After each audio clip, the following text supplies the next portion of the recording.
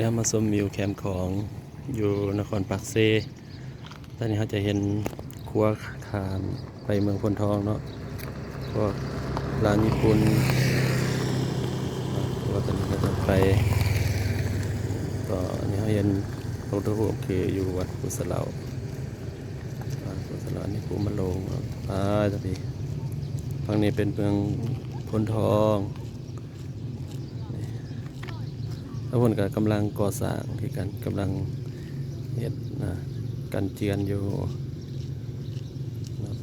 อันนี้คือแม่น้ำของอยู่นครปักเสเดี๋ยวนี้คันเฮ็ดแล้วก็งามแล้วก็ป้องกันน้ำท่วมได้เนาะน้ำท่วมก็ไม่จำเป็นถ้าบ่หลายก็ได้ก็พี่น้องนครปักเสก็จะอยู่สบายแล้วบัดนี้หายห่วง